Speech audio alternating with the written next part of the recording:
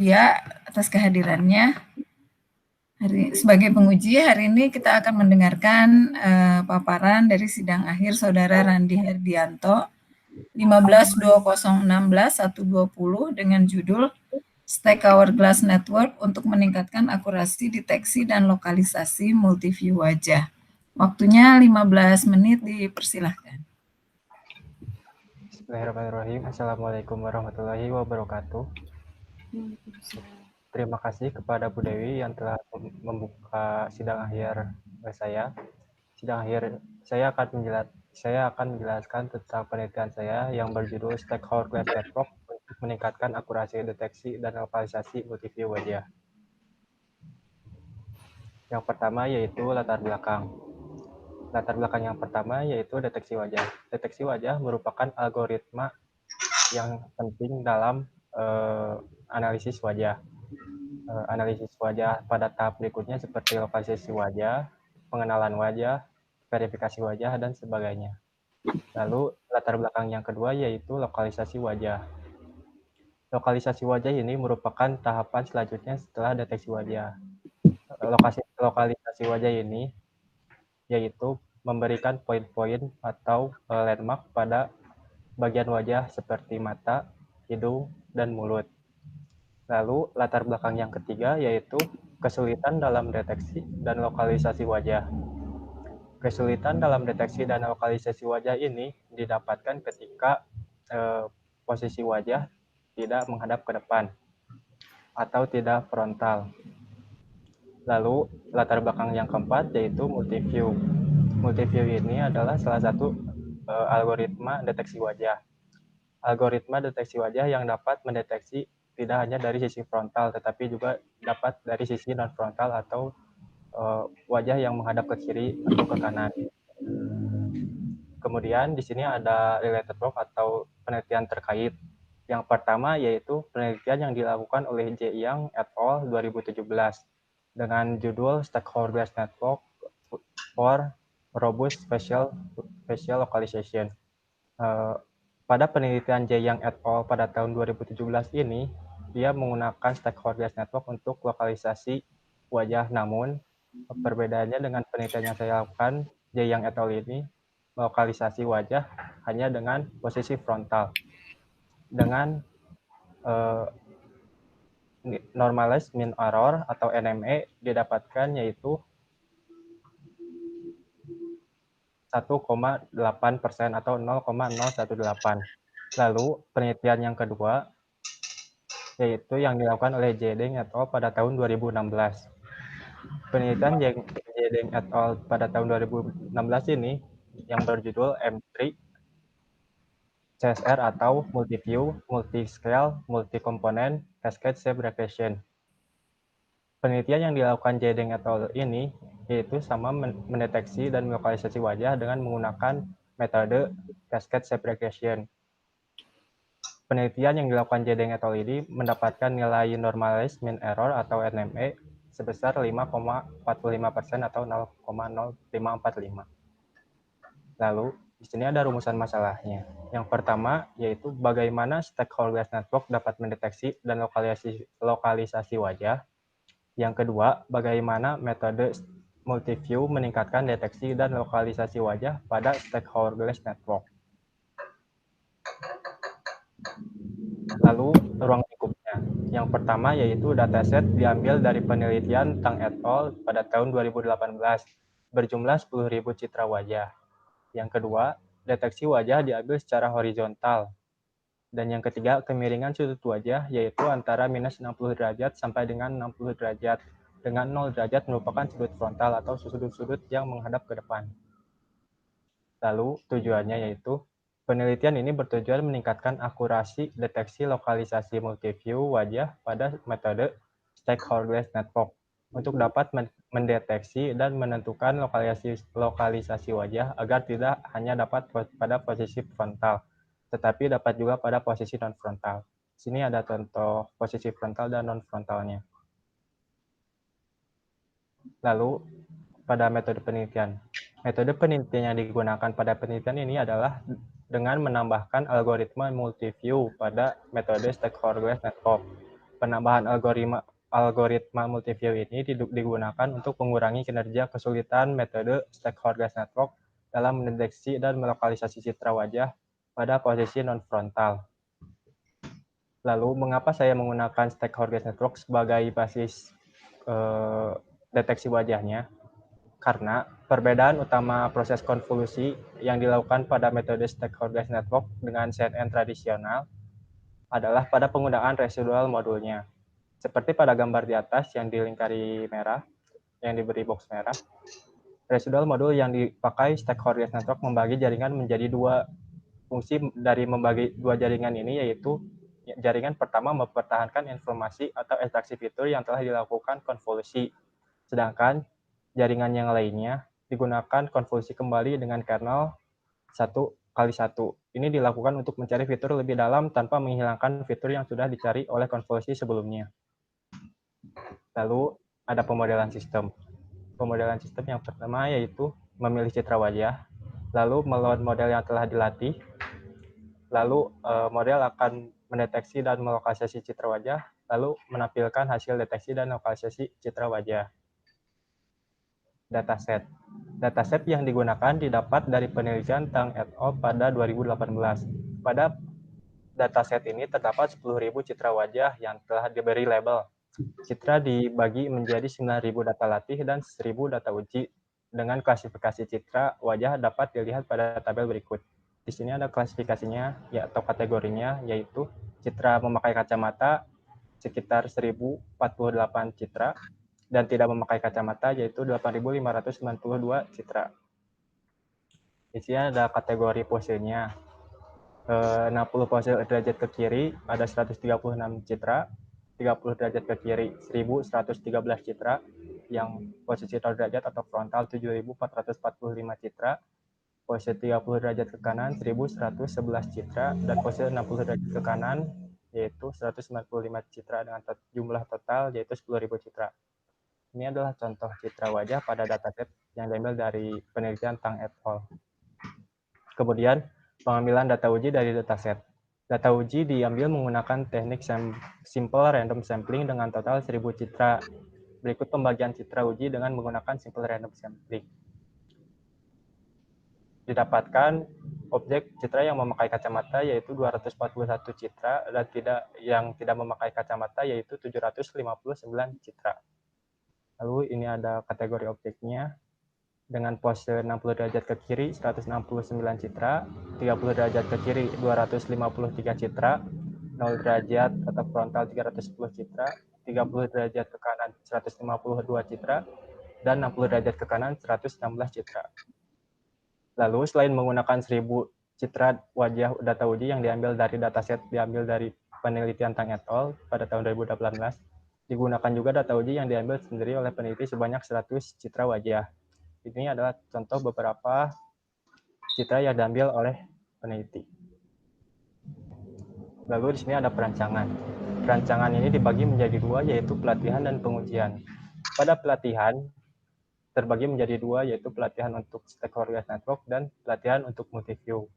Kemudian pada pengujian dilakukan pengujian dengan model yang telah dilatih. Eksperimen pelatihan yang training. Eksperimen ini dilakukan untuk melihat apakah tahap eksperimen ini dapat memberikan efek yang lebih baik pada ekstraksi fitur atau tidak. 3 tahap konvolusi memberikan parameter 8.332.105 parameter. Sedangkan yang memproses 4 tahap konvolusi yaitu memberikan parameter 1.713.033 citra. Lalu pada 5 tahap konvolusi memberikan parameter 341.961 citra. Lalu pada pelatihan stakeholder network dibagi menjadi dua tahap utama, yaitu top down dan bottom up. Pada proses top down dilakukan konvolusi dan box pooling. Konvolusi ini dilakukan untuk mengekstraksi fitur-fitur yang terdapat pada citra. Konvolusi ini merupakan operasi perkalian antara kernel dengan pixel citra. Lalu setelah dilakukan konvolusi, dilanjutkan dengan max pooling. Max pooling ini bertujuan untuk mencari nilai tertinggi pada hasil konvolusi. Dilakukan max pooling karena untuk mencari nilai yang paling menonjol karena untuk mencari fitur citra. Lalu setelah dilakukan max pooling, dilakukan upsampling. Upsampling ini dilakukan untuk mengembalikan atau rekonstruksi ukuran citra wajah. Selain rekonstruksi ukuran citra wajah tersebut, upsampling juga mengumpulkan seluruh informasi fitur map atau ekstraksi fitur yang telah dilakukan oleh konvolusi. Setelah upsampling, lalu akan keluar hasil dari stakeholder network, yaitu berupa poin-poin landmark seperti di bawah, gambar di bawah. Selanjutnya, pelatihan multiview. Multiview ini mempunyai pelatihan key point, post estimation, dan glass prediction. Pelatihan multiview ini melanjutkan hasil dari stakeholder network yang merupakan hasilnya yaitu poin-poin pada citra wajah. Dari hasil stakeholder network ini diambil 5 key point utama, yaitu pada bagian mata, bagian hidung, dan bagian ujung mulut. Lalu dari 5 key point ini diprediksi atau diestimasikan posisinya seperti pada ilustrasi di bawah. Terus setelah diestimasi posisinya, maka dideteksi kacamata glass detection. Glass detection ini melihat dari edge atau hasil konvolusi fitur pada bagian batang hidung. Kemudian di sini didapatkan hasil model trading pada 3 tahap konvolusi.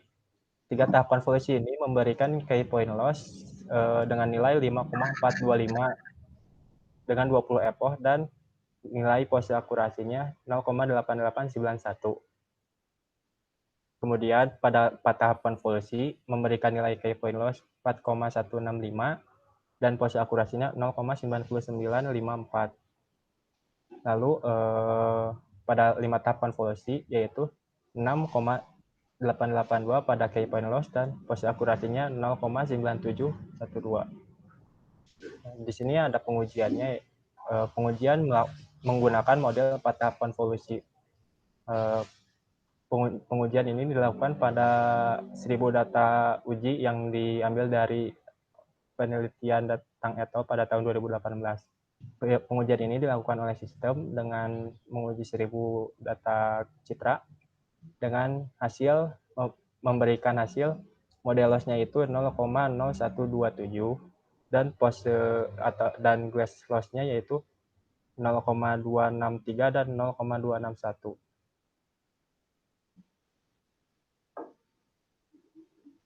Kemudian dilakukan pengujian juga pada gambar yang diambil oleh peneliti. Gambar yang diambil oleh peneliti mempunyai kategori 50 citra memakai kacamata dan 50 citra tidak memakai kacamata. Dari hasil pengujian didapatkan hasil yang sesuai dengan data yang ada. Hasil yang sesuai itu 49 citra dari yang memakai kacamata dan 48 citra per 50 dari yang tidak memakai kacamata dengan total 97/100. Lalu pengujian posenya masing-masing mempunyai 20 citra pada pose 60 derajat ke kiri, 30 derajat ke kiri, 0 derajat, 30 derajat ke kanan, dan 60 derajat ke kanan. Hasil yang sesuai hanya pada 60 derajat ke kanan yang mempunyai hasil yang tidak sesuai, yaitu 97/100. Di sini hasil pengujian data sendiri. Di sini didapatkan nilai array, yaitu nilai array yang pertama yaitu posisi key point x, y.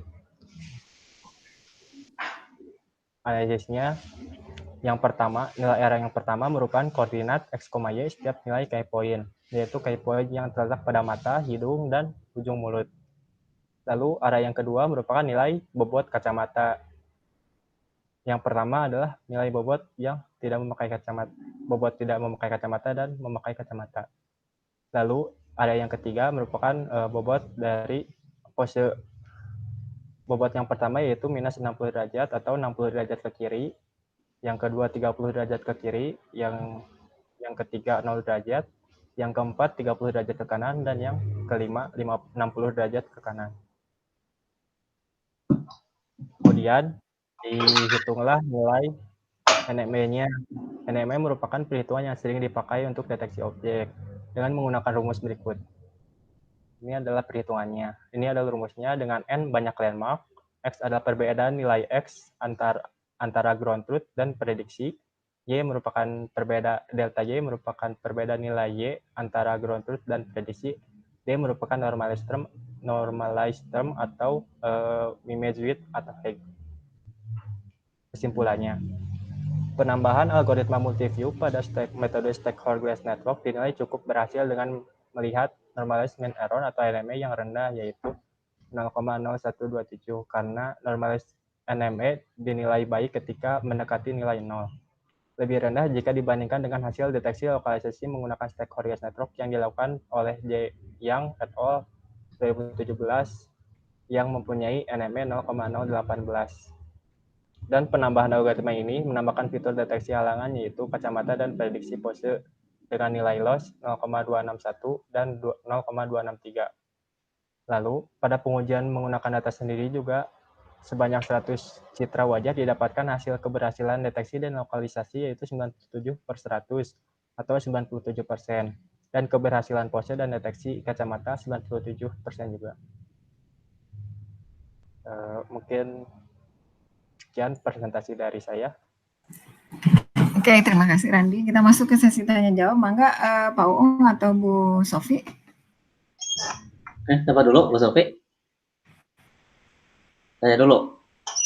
Mangga Pak Uung, mangga. Mangga Pak Uung. Ya, terima kasih. Kayak Randy ini apa? Aplikasinya, penerapannya gimana menggunakannya? Penerapannya? Misalnya ada foto orang rame gitu, terus dideteksi ini wajah, ini bukan, gitu bukan? Kayak gitu nggak? Jadi penerapannya ini untuk sebenarnya penerapannya ditujukan untuk yang real time, Pak, yaitu mendeteksi ngantukan asalnya agar tetap bisa ngantuk. Ngantuk.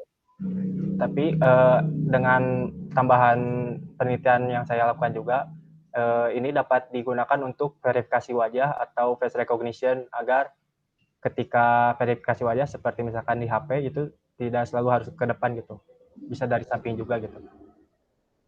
Nggak, ini saya ingin fokus penelitian kamunya di mana? Oh, fokus penelitian sayanya di penambahan algoritma multiview-nya, Pak.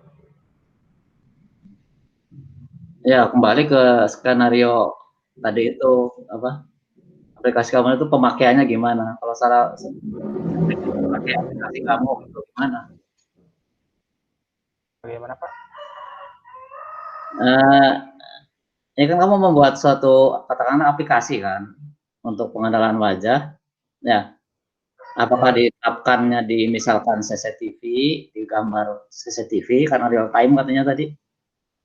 Yang real time, misalnya ada foto yang sudah saya foto buat, terus saya tampilkan ke aplikasi kamu, terus nanti kamu mengenali ini wajah, ini bukan, gitu atau gimana? Yang wajahnya nanti dikasih ciri landmark tadi ya, atau gimana? Oh, untuk misalkan contoh penerapan kan ya, Pak, kalau begitu. Iya, aplikasi kamu tuh penerapannya gimana? Skenario menggunakan aplikasi kamunya gimana? Skenarionya ini saya bisa tahu jelas tujuan dari penelitian kamu tuh gitu. Tujuannya yang pertama karena penambahan algoritma multiview, jadi deteksi wajah yang didapatkan dapat lebih akurat. Contohnya seperti contoh yang Bapak sebutkan, misalkan di CCTV. Dari CCTV kan deteksi objek orang kalau misalkan.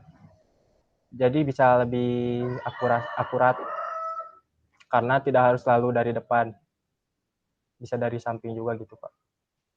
Terus kamu coba di hasil gambar CCTV gitu secara real time enggak? Karena kan di sini tidak real time, Pak, baru diuji pada gambar. Jadi iya, belum tadi kamu bilang gitu. gitu. Jadi mengujinya kamu pakai gambar kan, foto. Iya. Iya. Foto itu foto orang banyak gitu. Iya. Bisa tunjukin nggak? Terus kamu nanti mengenal ini wajah yang miring, wajah yang lurus. Atau ada enggak misalnya objek yang bukan wajah, aplikasi kamu menduganya sebagai wajah. Oh, kalau misalkan objek deteksinya pasti ke wajah, Pak. Kalau misalkan bukan wajah pasti tidak terdeteksi karena ini Benar dikhususkan. nggak? Apakah sistem kamu itu udah 100% akurat gitu? Oh, tidak, Pak. Masih ada kesalahan seperti Nah, jangan bilang gitu dong. Mestinya kalau pasti ini kan seolah-olah udah apa itu harus dibuktikan dulu. Misalnya kamu punya foto orang banyak gitu kan, ya, ada 10 atau ada berapa wajah yang bisa kamu bandingkan misalnya presisinya, akurasinya.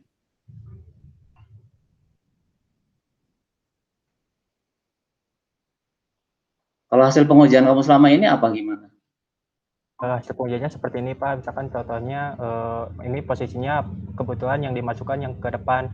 Kalau yang posisinya yang pose ke kiri atau ke kanan itu ada di laporan, kebetulan tidak dimasukkan ke PowerPoint begitu, Pak. Jadi ini fotonya memang foto satu orang aja? Oh enggak, dari 100 juta itu ada 10 orang yang berbeda. Bukan, yang maksud saya gambar yang kamu uji itu, Iya, Pak. gambarnya hanya terdiri dari satu wajah. Ya, satu wajah, 10 pose, 5 pose, 5 memakai kacamata dan 5 tidak. Jadi kamu cuma ini aja, melokalisasi titik-titiknya aja. Ini mata gitu. Iya, Pak. Tapi kamu belum pernah menguji di gambar yang terdiri dari beberapa wajah gitu, belum? Belum, Pak. Terus ini yang wajah miring misalnya, bisa nggak kamu tunjukin? Oh, bentar, Pak.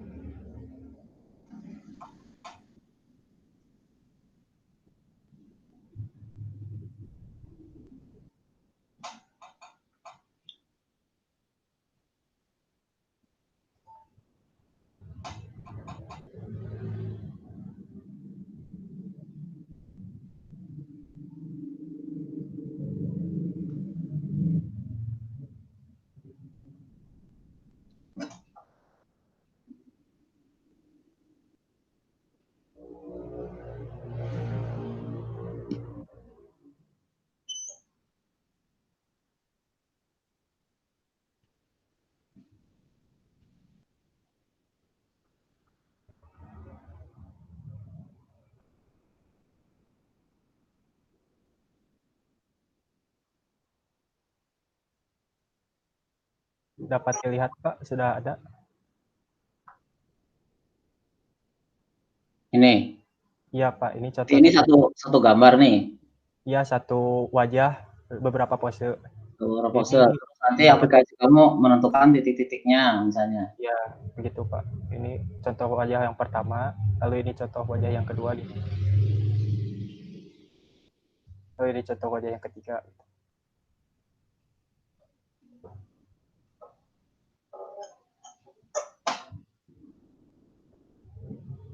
Kalau yang dimaksud errornya, error di mana?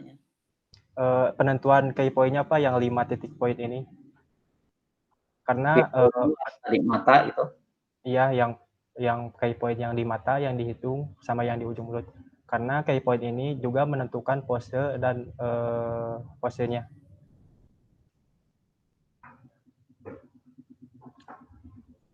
Saya masih nggak ngerti dengan apa penelitian kamu gitu. Kalau tadi meningkatkan akurasi gimana? Akurasi. Kalau meningkatkan akurasi kan pada penelitian sebelumnya yang dilakukan oleh J. Yang et al.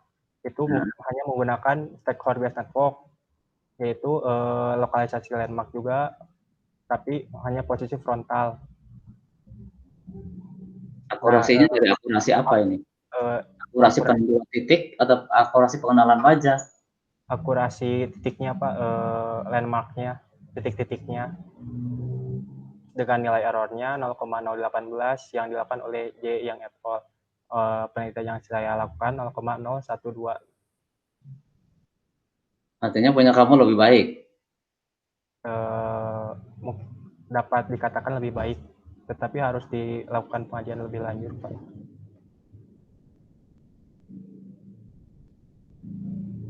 Nah, ini kalau pengalaman saya pakai HP ya. Kan begitu saya mau moto itu kan di HP tuh ada kotak-kotak tuh. Ya, Nah, kalau wajah dikotakin, wajah dikotakin gitu. betul Pak. Itu nanti kamu bisa aplikasi ke situ nggak? Bisa Pak, kalau misalkan di aplikasinya dicoba real time kan, di real time kan. Tapi kamu belum pernah nyoba kan gambar yang foto yang sembarang gitu. Terus kamu deteksi, kamu memberikan landmark katakanlah wajah-wajah gitu. Contohnya seperti apa Pak? Ya gambar ini aja misalnya gambar orang ramai gitu. Kamu belum pernah melakukan pengujian seperti itu kan?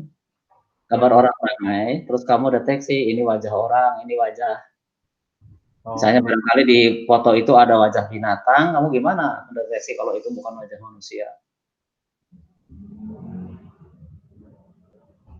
Ya, gimana? Kalau itu bukan wajah manusia. Kalau misalkan Mungkin pernah ngalamin tuh, misalnya maaf ada wajah kambing gitu kan, ada foto kambing, kamu dikenali sebagai wajah manusia, itu udah salah. Atau ada wajah manusia tapi kamu tidak dikasih landmark, itu juga kamu salah juga.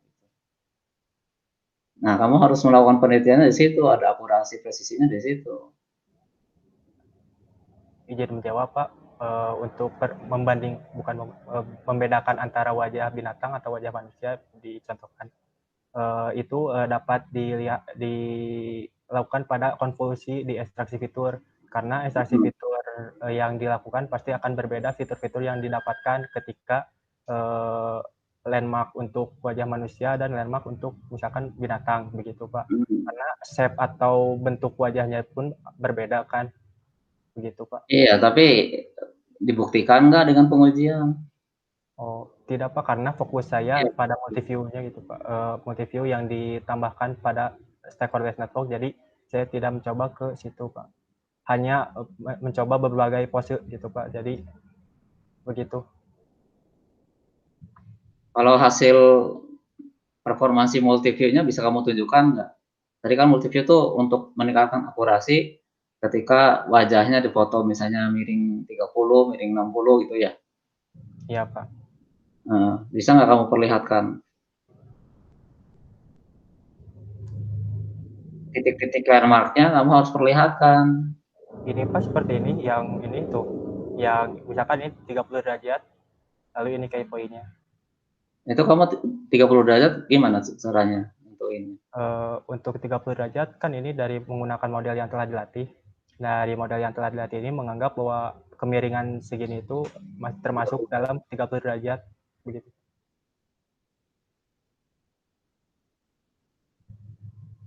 Yang di tengah itu yang ada titik-titiknya, yang sebelah kanan nggak ada titiknya, maksudnya apa? Ini ada Pak.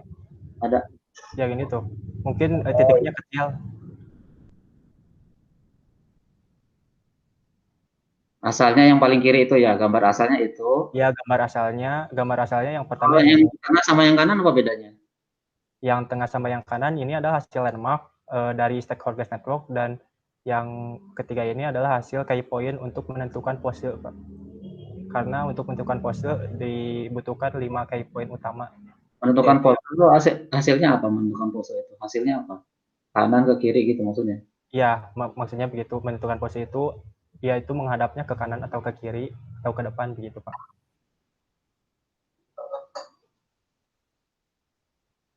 Jadi aplikasi kamu tuh bisa menentukan apa aja lah. Kesaktian aplikasi kamu tuh gimana? Jadi dari wajah, tapi kan kamu wajahnya di wajah seperti ini aja ya, utuh gitu dalam satu gambar itu utuh satu orang gitu kan? Iya Pak, fokusnya pada satu orang, belum dilakukan pada multi view yang dilakukan pada banyak orang gitu Pak. Jadi fokusnya itu ketika gambar dimasukkan, lalu dideteksi menggunakan model yang telah dilatih, yaitu landmark-nya yang 68 ini, untuk menentukan landmark-nya, yang untuk kemudian dilanjutkan menggunakan key point ini. Key point ini menentukan posisinya, karena jika dilihat key point ini mempunyai bentuk posisi yang pasti beda gitu antara yang ke kanan sama yang ke kiri. Gitu, Pak. Itu jadi output aplikasi kamu tuh begitu ya. Outputnya adalah menentukan titik-titik. Menentukan titik Iya. key point untuk pose wajah manusianya. Kalau ekstraksi fiturnya kamu tadi nyebut ekstraksi fitur itu gimana? Otomatis atau gimana? Untuk ekstraksi fitur ini dilakukan oleh konvolusi, Pak. Berarti nggak manual kan? Bagaimana, Pak? Iya, istilahnya dilakukannya tidak secara manual, artinya udah aplikasi. Iya, Pak. Tidak dilakukan manual secara aplikasi, tetapi ada prosesnya gitu, Pak. Mengerti gitu bahwa pelatihan konvolusi itu misalkan contoh ilustrasinya seperti ini, mencari fitur-fiturnya.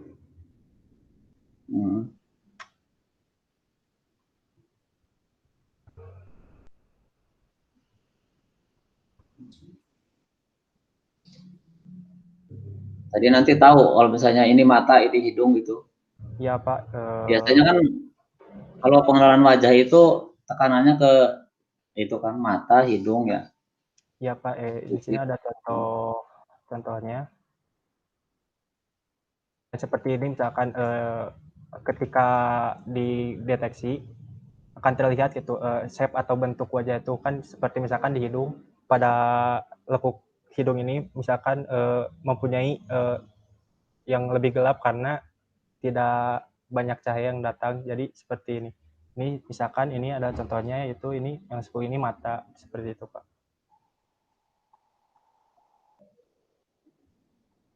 Jadi terlihat bentuknya ketika dikonvolusikan. Terus hubungan NME tadi.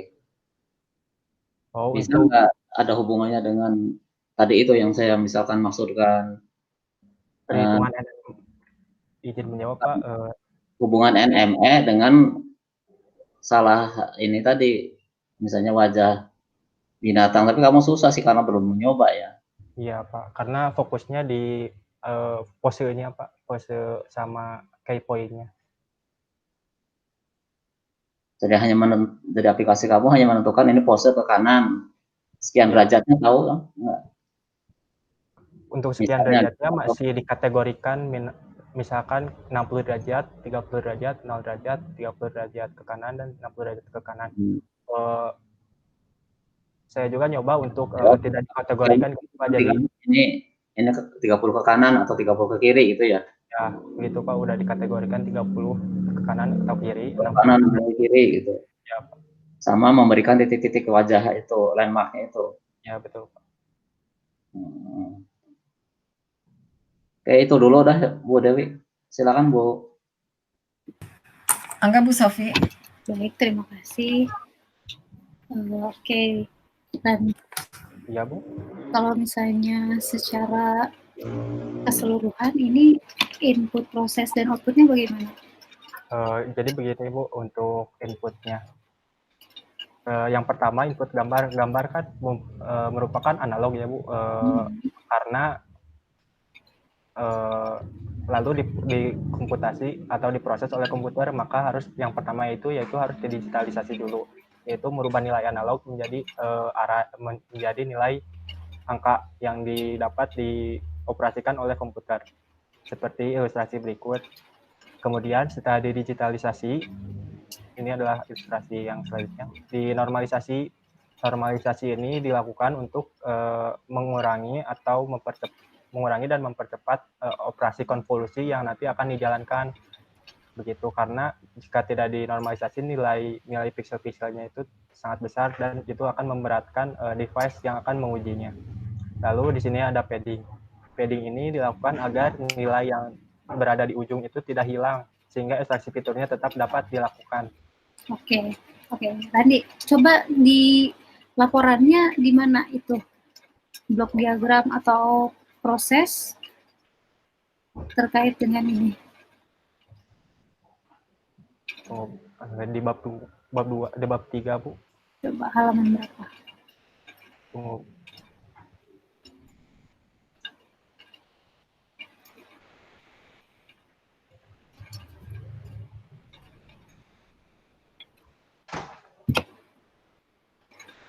Di bab 2 halaman 21 dari studi kasus yang poin 2.9.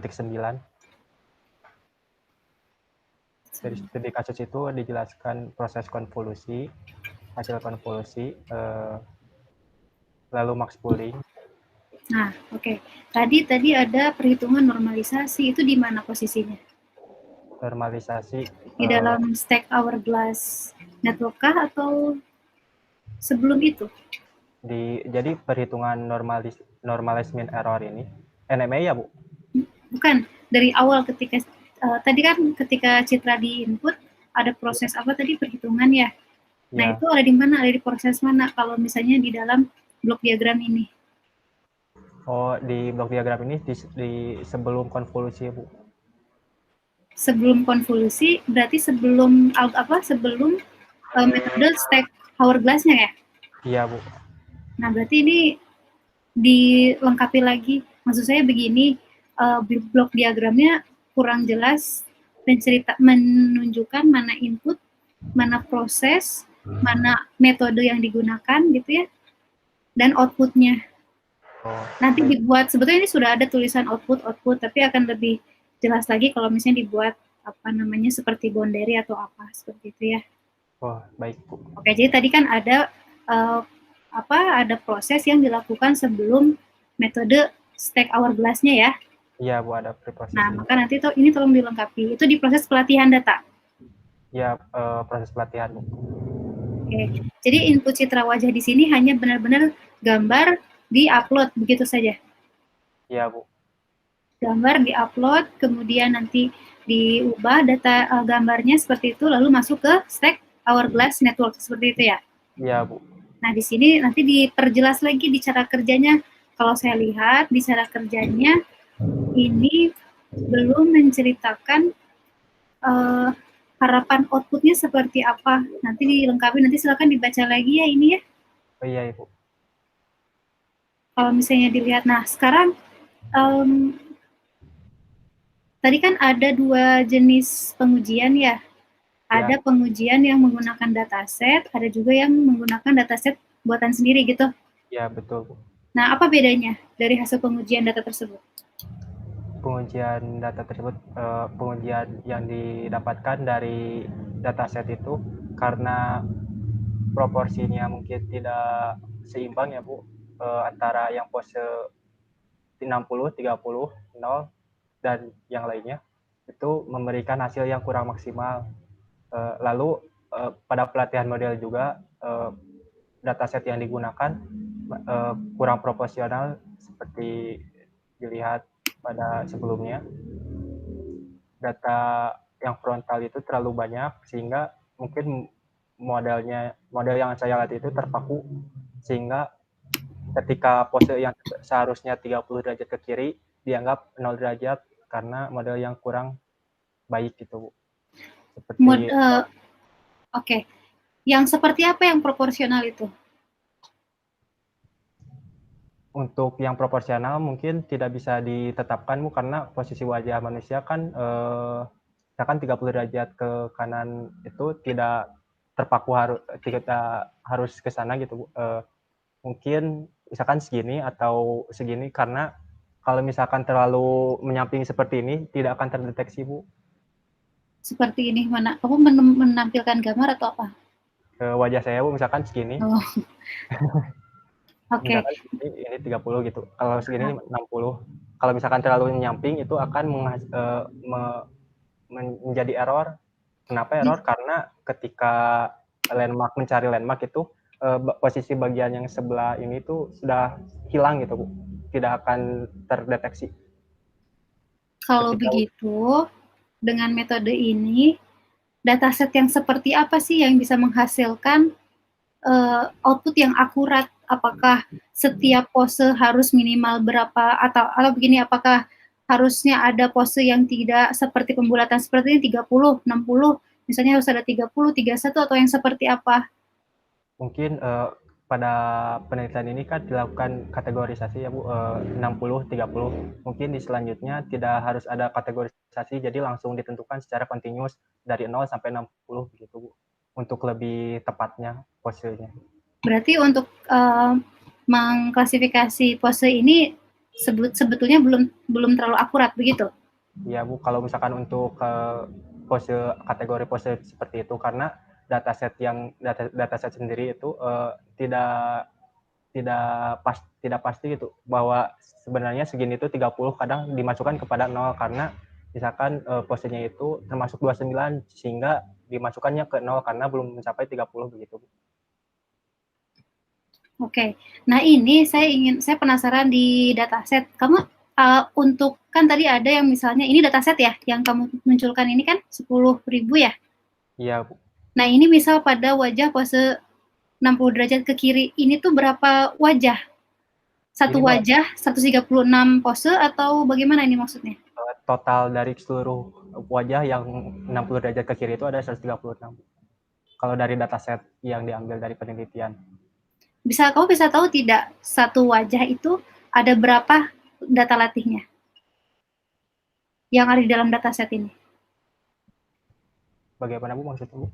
Maksud saya, kan ini adalah kumpulan citra yang bisa jadi dari 10.000 total citra ini ada berapa wajah gitu ya? Ya. Nah, kira-kira kamu bisa tahu tidak satu wajah ini ada berapa citra yang digunakan untuk data latih? Jadi citra yang sama gitu Bu. Tapi berbeda pose. Kalau untuk itu tidak ada informasinya Bu dari penelitiannya bahwa satu citra itu ada beberapa pose atau beberapa citra yang berbeda dari misalkan dari wajah yang sama. Jadi memang mungkin secara generalnya bahwa 10.000 citra ini mempunyai wajah yang berbeda semuanya itu. Berarti tidak bisa dikatakan semakin banyak citra itu bisa akurat gitu? Jika pelatihannya menggunakan banyak citra dan pose yang proporsional mungkin bisa lebih akurat Bu. Misalkan yang 60 derajat ke kiri 2000, 30 derajat ke kiri 2000 dan seterusnya seperti itu Bu.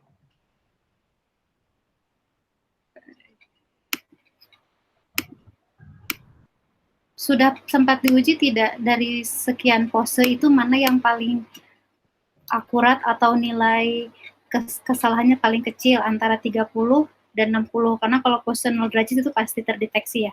Iya Bu, betul Bu. Kalau 0 derajat pasti terdeteksi. Kalau Gimana? yang pose 30 sama 60 itu yang paling mungkin terdeteksi itu yang pasti yang pose 30 karena pada pose 30 itu masih dapat dicari landmarknya. Jika dari dataset pose 60 derajat itu hampir sangat menyamping itu Bu, seperti pada analisis yang saya lakukan pada uji data sendiri, itu tuh hampir 90 derajat gitu pada datasetnya itu, sehingga yang 60 derajat itu banyaknya miss, sehingga nilai loss-nya juga mungkin sedikit besar, sebenarnya 0,0127 ini. Nah, itu ditunjukkan dengan apa? Apakah ada pengujiannya atau hasil perhitungannya bahwa pose 60 derajat itu sudah kurang akurat, ada tidak hasilnya, hasil pengujiannya? Kalau pengujian yang dari dataset tidak ada Bu, karena kan dilakukan by system.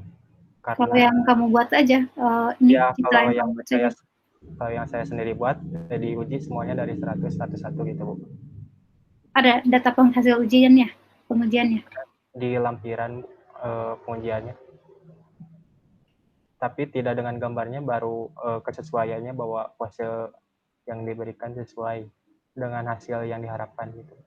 Ya mungkin nanti bisa diperjelas lagi untuk apa hasil yang terbaik itu, walaupun secara teknis tetap kelihatannya memang 30, tapi bisa perjelas lagi kenapa bisa seperti itu. Nah, tadi kan saya lihat di kesimpulan, coba lihat ke kesimpulannya.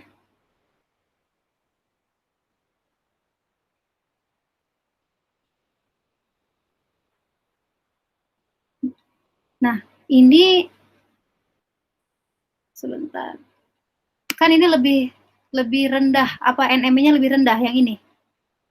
Yang saya lakukan NME-nya lebih rendah, Bu, dari yang lokasi yang frontal saja yang dilakukan oleh Jayang et al. Pada tahun 2017. Lebih rendah karena apa? Karena ada posisinya, Bu, jadi datasetnya lebih beragam. Karena kalau mungkin dataset yang digunakan Jayang et al. Itu jika dilihat dari papernya itu posisinya pada frontal gitu, Bu, pada menghadap ke depan. Penelitian Jayang et al. Ini dilakukan dengan dataset yang sama? Tidak, Bu, berbeda. Kalau gitu bagaimana bisa disebutkan NME-nya lebih rendah? Karena hasil yang didapatkan dari penelitian Jayang et al. Ketika hanya frontal 0,018. Untuk datasetnya sendiri menggunakan data yang seperti apa? Apakah sama beragam pose atau semuanya frontal? Kalau yang dilakukan oleh Jayang et al. Itu jika saya lihat di papernya itu frontal, jika ada kemiringan mungkin tidak sampai 15 derajat seperti itu. 15 atau 20 derajat. Kenapa bisa ya? Karena begini, kalau misalnya dia menggunakan dengan frontal, artinya kan tingkat halangannya tidak ada. Terus menghasilkan NME yang 0,12 0,18. Tapi kenapa dengan menggunakan lokalisasi bisa lebih kecil, bisa lebih rendah lagi tingkat kesalahannya? Karena dari model yang dilatihnya itu, Bu, mungkin model yang dilatih oleh Jayang et al. Itu karena datanya frontal semua, ketika ada pose yang sedikit miring itu tidak akan terdeteksi seperti itu. Kalau misalkan data pengujiannya dari model yang saya telah latih, karena terdapat pose yang berbeda gitu, lebih bervariasi posenya, sehingga model yang saya latih tidak terpaku pada pose yang 0 derajat, sehingga masih dapat mendeteksi yang mempunyai pose ke kiri atau ke kanan. Penjelasan ini ada di mana? Ada di laporan tidak? Mungkin di analisis pengujian data sendiri, Bu, kalau itu mah. Ada di mana? Tidak. Coba. Sudah ditulis belum? Artinya begini, kalau misalnya ini ditunjukkan memang lebih rendah, diberikan juga apa yang menyebabkan dia lebih rendah gitu. Jangan hanya membandingkan angkanya yang memang lebih kecil gitu ya, tapi coba dilihat lagi apa yang menjadi penyebabnya. Karena kan tadi datasetnya juga sudah berbeda, itu kan ya? Datasetnya berbeda, terus dari segi halangannya juga kan berbeda. Nah, ini tolong diperjelas lagi kenapa bisa lebih rendah seperti itu. Nah, itu harus disampaikan di dalam analisis gitu ya. Oh iya, mungkin yang analisis antara yang penelitian sebelumnya yang dilakukan aja yang atau belum dia masukkan di analisis laporan. Oke. Tadi untuk yang data latih yang dibuat sendiri itu ada berapa untuk satu wajah? Satu wajah itu 10, ada 10, dari satu wajah ada 10 citra, 5 citra memakai kacamata dan 5 citra tidak memakai kacamata. Dengan 5 citra ini kategorinya itu pose 60, 30 ke kiri, 0 derajat, 30, 60 ke kanan. Jadi masing-masing pose gitu. Cukup data latih untuk mendeteksi 10 data?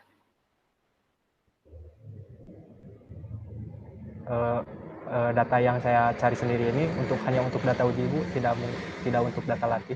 Kalau data latih masih menggunakan model yang dari dataset dari penelitian. Oke, kalau nanti ketika diuji di foto itu berbeda dengan yang dilatih kan ya fotonya ya, atau menggunakan foto yang sama? Kalau dari dataset yang diambil dari penelitian Tang et al. Itu datanya bisa saja sama karena menggunakan sampel random gitu, Bu, gambarnya diambil random. Ya, Kalau maksud misal saya gini, kan kamu tadi sudah buat data latih, membuat sendiri gitu ya, dengan berbagai dengan 10 tadi. Nah, ketika menguji citra, itu tidak menggunakan data yang sama dengan data latih kan? Jadi kamu foto yang dengan pose yang baru, terus dimasukkan ke sistem seperti itu tidak? Jadi kayaknya jadi gini Bu, data citra yang saya ambil sendiri itu tidak untuk data latih, untuk data uji, khusus untuk data uji data uji menggunakan model yang sudah dilatih pada sebelumnya gitu. Jadi tidak digunakan untuk data latih. Oh, berarti ketika misalnya menguji dengan 10 data tadi, data latihnya berarti ada wajah yang tadi yang kamu latih datanya seperti itu Ya, jadi sebelum diuji.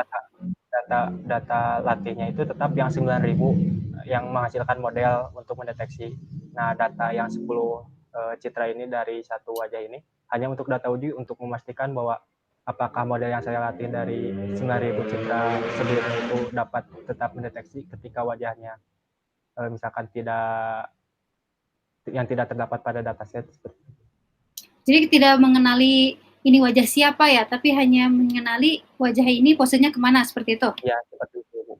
Tidak untuk pengenalan, hanya untuk landmark dan lokalisasi wajahnya. Oke. Paling itu untuk laporan, saya lihat banyak yang harus diperbaiki ya. Penulisan, nanti mungkin akan saya kirimkan juga coretannya. Kemudian tadi blok diagram, diperjelas lagi. Yep. Ya, diperjelas lagi input, karakteristik inputnya harus sebagaimana, kemudian hasil outputnya seperti apa. Karena saya salah menyangka, saya kira ini akan menghasilkan, bisa mengenali gitu, ini wajah siapa, karena dengan data latihnya, juga data latih, misalnya saya ingin melatih sistem mengenali wajah saya gitu, saya kira seperti itu. Nah, nanti ini diperjelas lagi untuk output yang diharapkannya seperti apa di penjelasan blok diagram ya. Oh, baik Bu. Baik, Bu Dewi, itu dulu mungkin ya Pak Bu.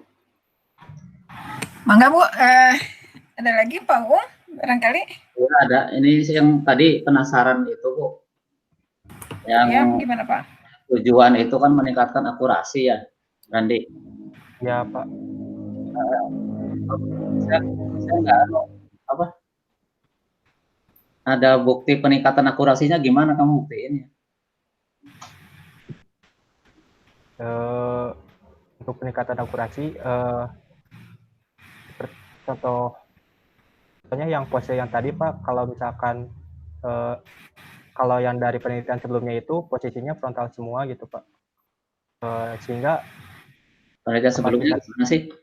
Frontal semua, di sana di penelitian itu tuh dibikin landmark aja gitu.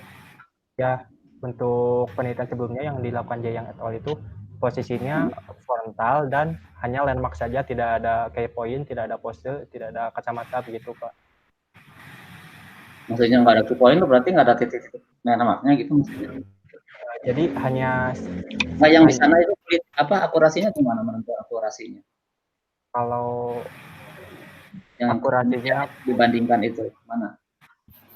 Jadi tujuannya bukan nilai loss-nya Pak. Jadi nilai loss yang diberikan model prediksi itu lebih rendah gitu Pak. Karena bukan akurasi, nilai loss dari model yang telah dilatih. Kalau misalkan dari penelitian sebelumnya itu hanya sampai sini Pak. Sampai landmark seperti ini. Kalau dari penelitian sebelumnya begitu.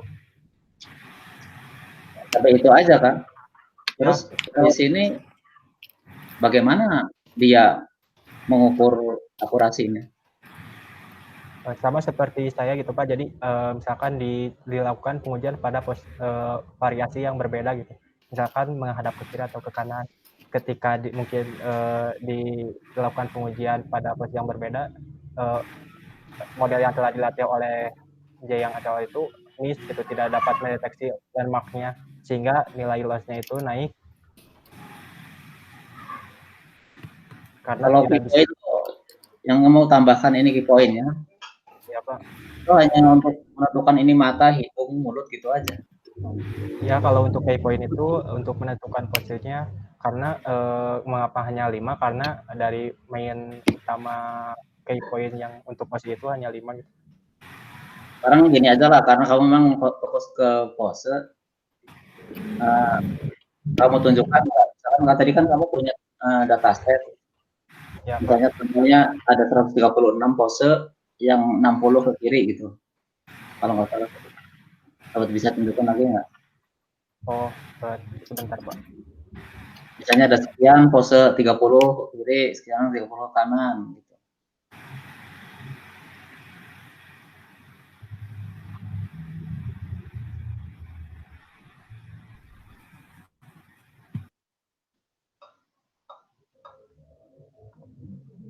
Seperti ini, Pak. Jadi ada foto dari satu wajah ini ada 10 citra dengan berbagai pose dan memakai kacamata gitu, Pak.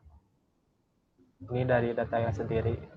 Terus kamu menentukan titik-titiknya aja kan? Ya, Pak. Titik-titik dan landmark dan key point-nya.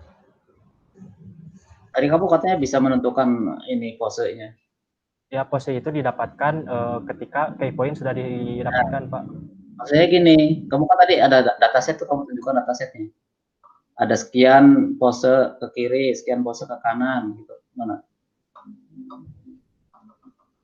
Dari dataset yang sendiri atau dataset yang penelitian, Pak? Katanya punya 1000 dataset. Ya, tadi. Oh, kalau yang dari penelitian ini, Pak.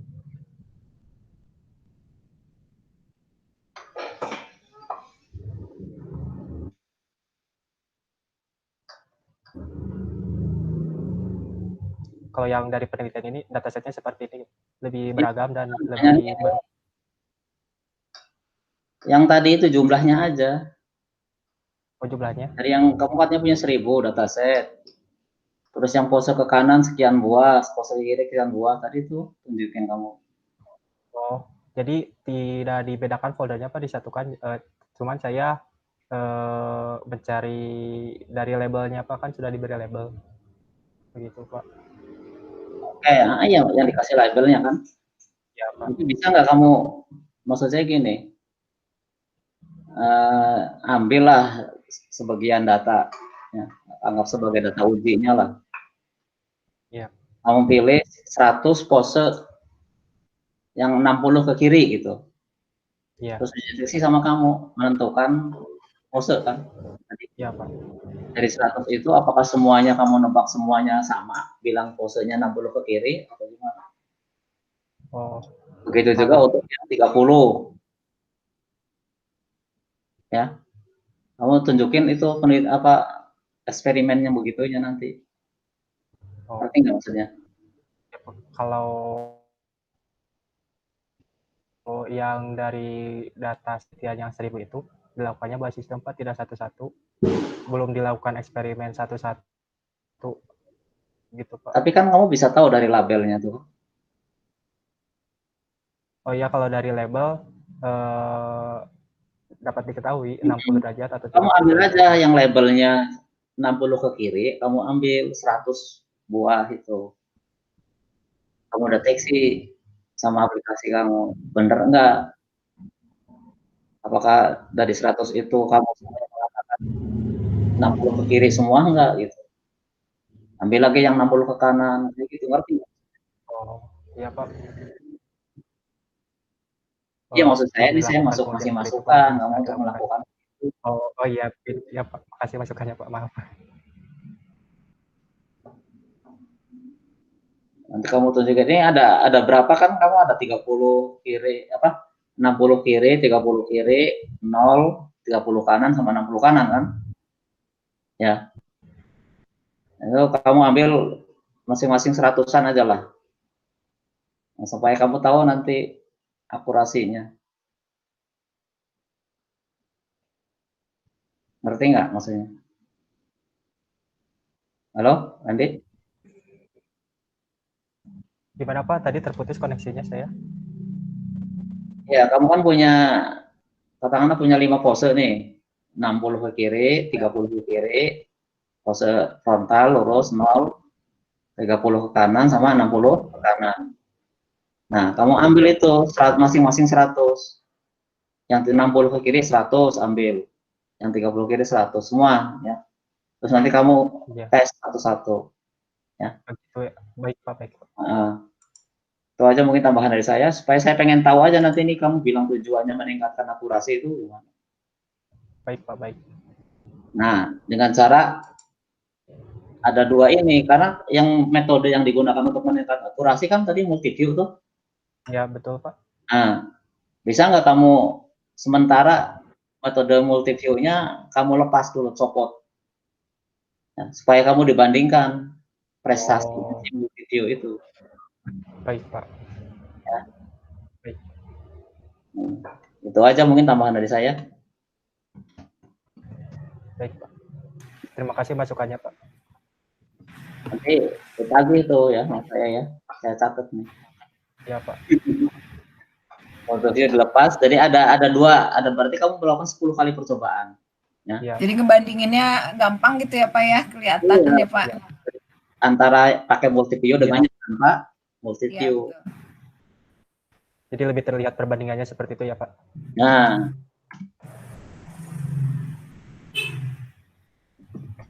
Oke baik. Ada lagi Pak Uung? ya mungkin itu dulu Bu. Oke, ini udah sore gini apa informasinya udah ini. Oke, Bu Sofi mungkin ada lagi yang mau ditambahkan? Udah dulu Bu. Udah, oke. Pak Uung dengan Bu Sofia sebagai penguji, terima kasih atas masukannya.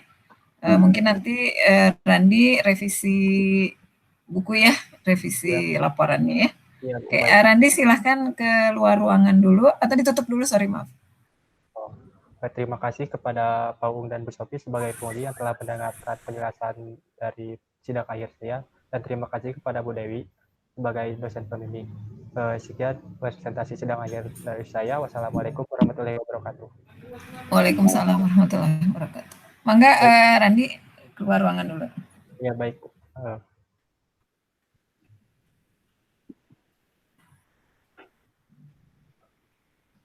Oke Bu Sofi, Pak Uung mangga. Ya itu saya sih nggak ada tambahan lagi Bu, paling itu aja tadi yang saya usulkan ke Randy ya. Ya, supaya kelihatan ya Pak ya.